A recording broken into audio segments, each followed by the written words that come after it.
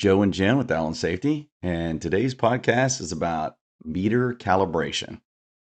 Exciting stuff. Dreaming about calibration. Okay. Yeah, I was just in California. Oh, okay. So I heard that song, so I was like thinking about meters. Everybody just left. Everybody signed right so off I'm on a that. consultant, not a singer. We just found out. So anyway, all right. So today is about, for those of you who don't know about us, you can watch us on YouTube. You can listen to us anywhere you listen to podcasts, Spotify, wherever. And we are putting these together for free. We've been doing a few of these. We're at 30 something now, I think is where we're at. And It's 34. 34. And the idea of these is we take trends that we see. And as we talked about in the last episode was about how to select a meter.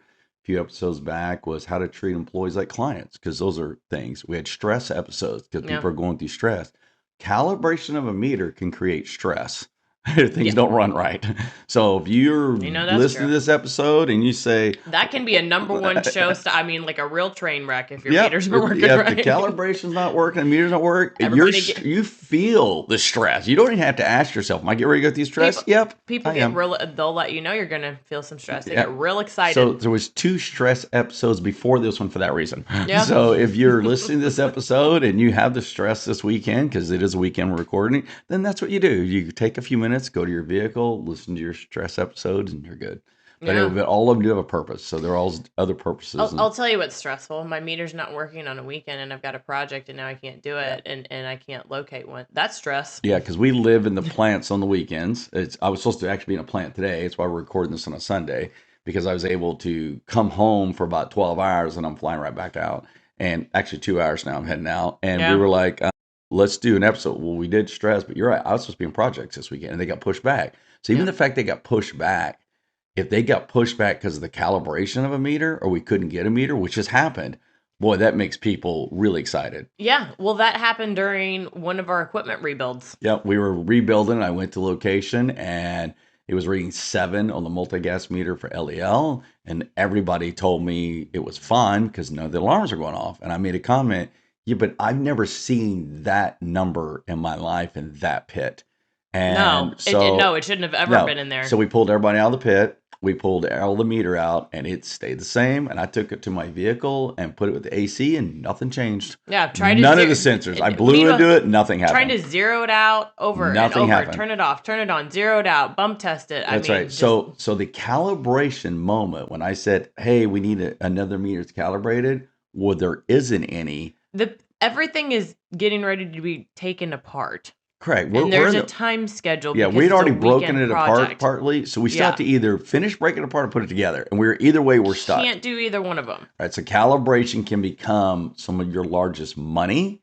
It can become some of your largest loss. Downtime. It can be some of your largest downtime, your stress. Oh, we were driving people from 2 states away. Bringing meters at night. To bring meters in over sister locations from, it was like a 5, 6, 7 hour drive for some of these folks. So when you say the word meeting at a gas station halfway. So calibration is something that is way bigger when it comes to finances than just a meter being calibrated. Don't look at it like it's calibration. Look at it as the control point that shuts down my project. So in regards to that, do you need more than one meter? Are you going to do in-house, out-house calibration? Are you going to have extra gases on site? Are you going to be putting a PM system in to make sure the dates aren't expiring so you got time to order another? When you're doing a project and you're doing calibration of anything, even if, like we were at a plant a few weeks ago and they had wall units to being calibrated. Yeah. They had calibrated them, but they had not changed the stickers, so it made it look like they were old. Well, if I'm an employee on a production floor and I see the sticker on the wall and it says 7 months old, I think the company... I'm going to think that's correct. Wrong. Yeah. I think it's wrong that I'm out here working. I'm going to believe the sticker first. Otherwise, why didn't you change the sticker? So change the sticker. So when you calibrate, don't make people feel like you don't care. Well, you spent the time and the energy to schedule it out and have the people come out and pay the bill. Do the other part. Right. So you order cal gas, maybe if you decide to do it in-house. You may have a calibration station if you're going to do it in-house. Yeah. You may have only 2 people are allowed to calibrate it. You may have that the calibration station is also a bump test station, which you could do. Calibration could be that we buy certain meters that don't need calibrated for a while. Maybe we buy a meter that doesn't need calibrated or bump tested, or vice versa. So when you look at the calibration piece, there's a lot of variables that are moving with that. Yeah, check your user manuals. read through those before you just purchase a whole bunch of meters, because they do have different timelines. They are not all the same. Some are 30 days, 60 That's days, correct. 90 days, 180 Even the days. sensors can be different. So, Yeah, I mean, yeah. look at when you're calibrating something, and then look at the job purpose. We talked about the other episode about selecting, but this is more about when you calibrate something. Say it's just because it's Sunday day. So it's Sunday, and we do a lot of projects Sundays, and we calibrate the meter that morning. If anything is wrong with that gas or calibration, I should not be down all day based on one meter, one calibration. That should never happen. No, you've got to have some redundancy. You got to have built redundancy. Into your So you got to understand that systems fail. Yeah. Things don't work right. Now they expire. Absolutely. Stuff expires. CalGas expires. Yeah, we had a plant a few weeks ago get a meter, and the meter's about this size of my phone. And they get it back, and they had it for 24 hours, and they said it wasn't holding calibration. I said, "Did you drop it?" No, I didn't drop it. Then what's wrong? I don't know. But what happened to it in the mail then? Yeah, maybe something happened in the mail when it got sent back. Listen, I've seen some not great. Yeah, we own 4 digital ear thermometers in this house. And if any... They don't ever read the same. No, if any kid is sick, they get all 4. No, they don't. We only have 2. But the point of it is I feel like they just keep growing. We got to do more and more. I have a redundancy, though. Yeah, but we have... Is that real? Yeah, because before we go take the kid to the doctor and spend $1,000, let's get another... Listen, I had an experience with that this week. Our youngest had to get a chest x-ray because of the pulse oximeter, and it was reading really low for his O2. And that's a little alarming, right? I took him back here, though, and he was fine. I'm like, well, what happened to your thing that you're just some kid slamming it on the chair? Calibration. It's all about calibration. It's all about calibration. That's a critical control point. It was a critical control point because I may have not had to pay for that chest x-ray. Correct. So now you gotta have in-house, out-of-house calibration with different kinds of meters. Now, one of the weird trends that's been coming out lately is someone will say, okay, I'm going to have a wall-mounted unit, and I'm going to have it, 50 feet up in the air, 5 feet off the ground, no matter wherever you decide, because people put them in different Ceilings spots, the walls and different areas, exhaust fans and all that. So now you're going to say, okay, I'm going to bring a third party in to calibrate it. I've seen the third parties come in, say Thursday at 2, and production's running. And they will say, well, I couldn't calibrate that meter because I couldn't get to it. That's your job. Well, they won't come in on weekends when production's down, or they won't on come nights. In at nights. Right. So it just literally never gets calibrated. Your job is to calibrate that sensor. Oh, I can't get there. I don't know. I don't have scissor lift training. Whatever. Learn how to use a scissor lift like everyone else and calibrate the meter. Listen, I'm going to come in, and here's what I'm going to do. I'm going to just create a list of equipment and then say I couldn't do anything with any of it and then leave and bill you. That sounds like a great deal. That's my next business. Because they're also putting in the reports that we couldn't get to it. Well, what? Now I'm documenting that I just didn't do anything. Yeah, that looks great. Yeah, so when you go to calibrate and you hire a third party, you're thinking in your mind that they're going to calibrate them. Yeah, so check your report. Yeah, check your report. Check your reports and see if it tells you before they leave anything. The property. And if they say to you, well, we couldn't calibrate, like, so what's your plan? Or if it says that it failed. Right. Or the sensor had a bad read or bad, what are you going to do? What do we do? Because tomorrow I'm relying on that meter. I don't have 15 days. My thing is I also, if I have this document now that says that something failed and they sent it to me and they didn't tell me that there was a problem, I may look at it real quick. I'm busy. Maybe I didn't catch it. Well, I got to show that I fixed that somehow. How long was it bad? How long did it take me to get it fixed? It doesn't look great to a regulator. Hand that to a regulator, they're going to be like digging a little deeper. So we're a third party, and you need to know that I 100% believe that if you hire us, we have to give you the expectation you paid for. Yeah. I do not believe that you pay me and I only do half the job and I hope you catch it later. Sorry. Well, get to come back next month. It's a great business plan. We went into the wrong field. Yeah. So the point of it is hire somebody if you're going to do it.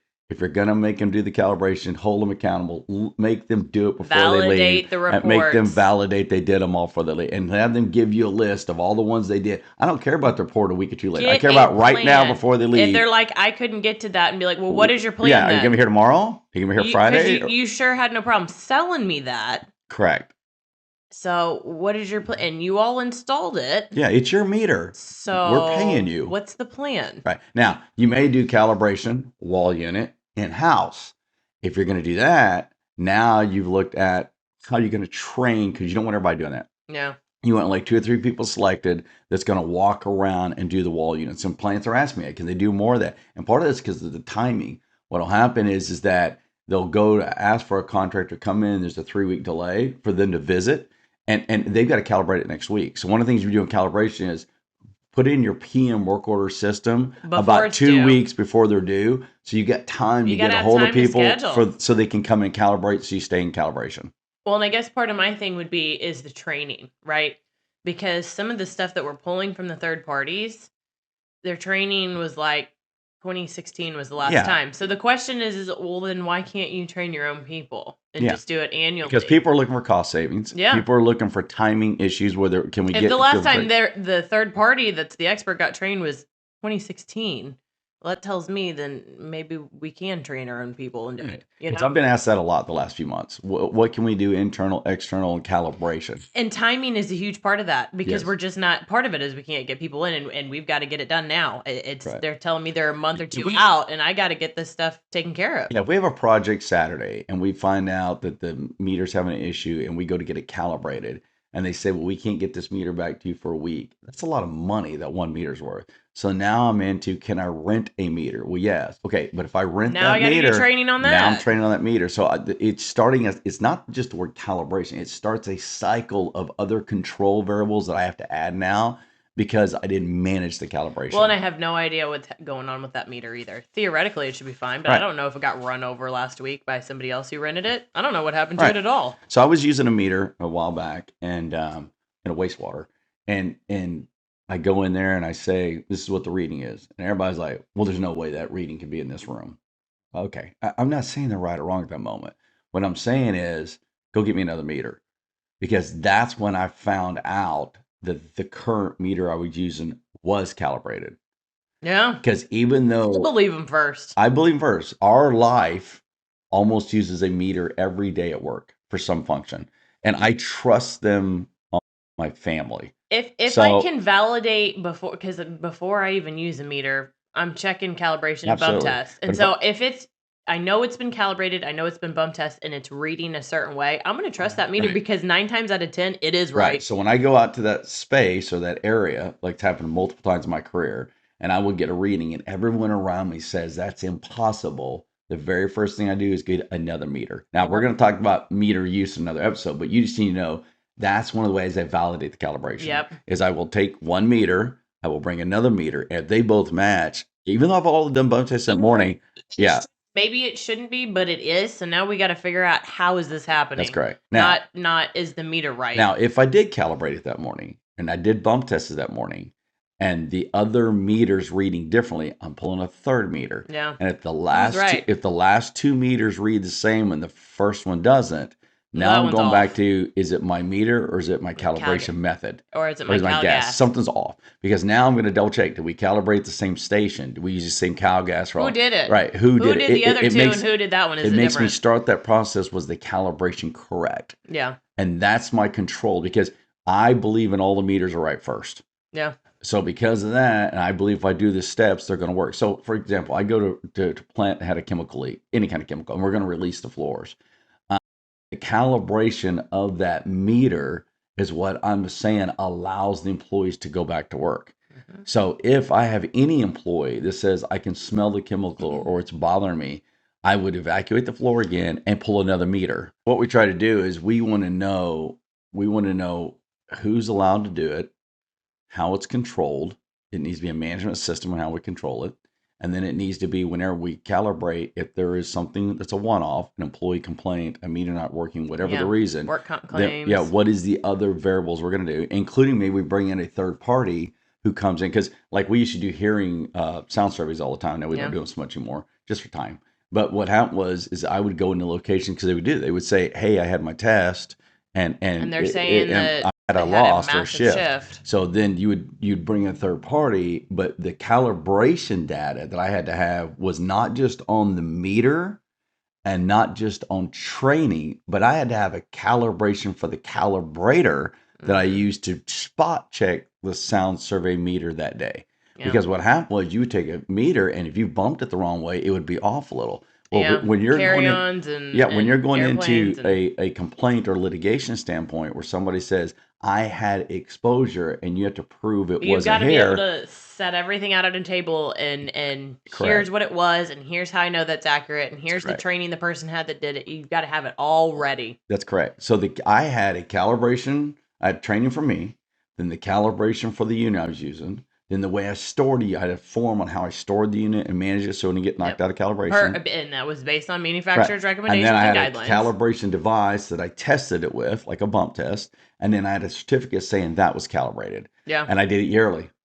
So that's the other thing about calibration. That's the other reason why I don't want to do sound surveys anymore. Yeah. So part of it is, if you are going to calibrate, it doesn't need to be daily, monthly, yearly, whatever, or do you have to ship it out because of that particular meter to get a certified process saying you're good? So when you look at the word calibration, it's way bigger than just one meter. Doing an action. And I think the other thing that's important to note too is that you've got to document this stuff. You got to write it down somewhere. And the sticker on the side of the meter can't be the only place that it's documented because that can fall off. I mean, think where we use our meters. Right. And the data for all this calibration should be in a file. Yep. And with the training for the person. All the training that went to it. And it should be in a place that multiple people in management get access to it. Yep. You cannot have any calibration data stored in the secret file in the secret manager's office that's locked up on weekends on a Saturday, and I can't validate. Yeah. If I do a chemical leak on a weekend and I'm sending a team in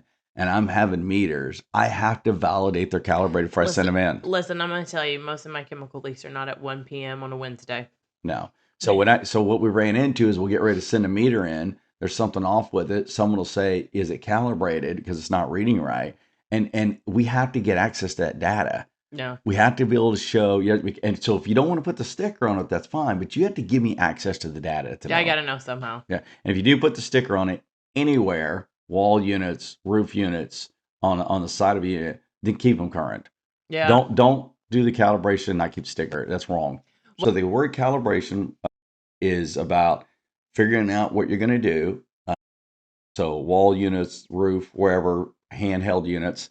Then you have, am I going to do it internally or externally? Then whatever process that it is. And then you're going to have, how do I manage whatever that process is? Whichever side I'm going to do. Scheduling it out, documentation side. Can I plug it into my computer and it shows when it was calibrated if I lose my files and I lose the stickers and I lose How does the end user know it's calibrated? I mean, all these, the process of this, you'll see a lot of companies really won't have a meter process. They have used the meter to do a task. I spend more time on, is the meter correct? Like a voltmeter.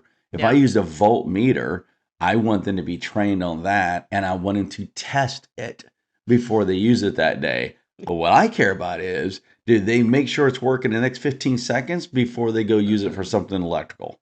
So when you look at meters and calibration, you basically almost have like a meter program on how you're going to manage it out. Because you've got to have training. I mean, for everybody that uses it, you've got to have training on the calibration, training on the bump test, training to know if it's good or bad, or if it's reading correctly, or how to use it. Limitation. I mean, it's just it is kind of its own program that has to be managed. Correct. Now, just to let everybody know, because we do have a sponsor. Oh, I didn't bring that up. Sorry about that. But I love a sponsor. Sponsor is AllenSafetyCoaching.com. Hold on a second here. We've got people coming in to help us. Anyway, Allen Safety. We'll pause. We'll be back.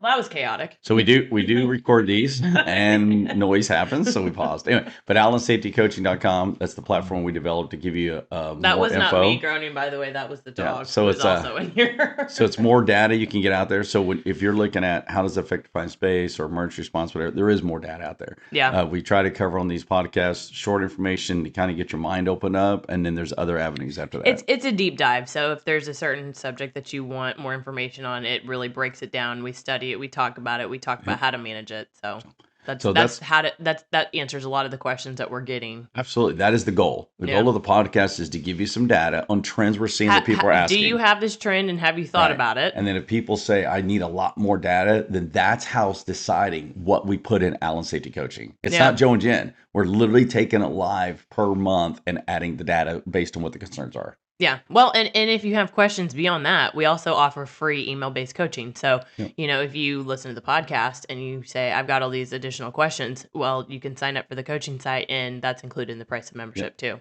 So, all right, so that's our episode today. I'm going to close out my side. Thank you for listening. Jen, what do you have? That's it. Okay. Control points. So manage your calibration. Manage your that process. will reduce your stress and the level of excitement people have on the weekend during project, because that is one of the number one things in my projects and my entries that can really just shut a project down and make it go to chaos. Yep.